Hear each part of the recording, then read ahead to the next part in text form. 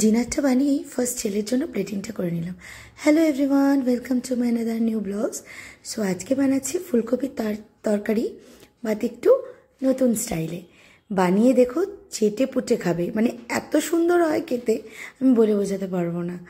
তো প্রথমেই ফুলকপি আর আলুটাকে আমি নুন আর হলুদ দিয়ে একটু লাল লাল করে ভেজে নিচ্ছি। আর এটা ভাজা হয়ে গেলে, যেহেতু একটু নতুন স্টাইলে, তাই জন্য আমি তেলের মধ্যে একটু জিরে ফোড়ন দিলাম আর দিলাম পেঁয়াজ আর একটা কাঁচা লঙ্কা ফোড়ন। এবার এটাকে একটু নাড়িয়ে নিয়ে টমেটোগুলো দিয়ে দিলাম। টমেটো কিন্তু একটু বেশি পরিমাণে দিতে হবে, আর যাতে টমেটোটা তাড়াতাড়ি গলে যায় তাই দিয়ে দিলাম একটু নুন আর জল। দেন রেগুলার মশলাগুলো, ধনে গুঁড়ো, জিরের গুঁড়ো, শুকনো লঙ্কার গুঁড়ো আর হলুদ গুঁড়ো।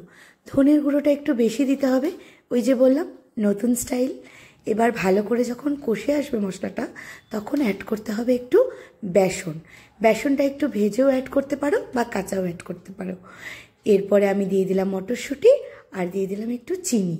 এই বেসনই এই সবজিটার যে টেস্টটা সেটাকে দ্বিগুণ বাড়িয়ে দেবে, আর ধনে গুঁড়ো। এবার ভালো করে সুন্দর করে আঁচ কম করে কষিয়ে নিয়ে ঢেলে দিলাম গরম জল। গরম জলটা যখন ফুটে আসবে, তখন আমরা ভেজে রাখা ফুলকপি আর আলুগুলো অ্যাড করে দেবো। জলটা শুকিয়ে মাখো মাখো হয়ে এলে আমরা ফ্রেশ ক্রিম দিয়ে নামিয়ে নেব। Thank you.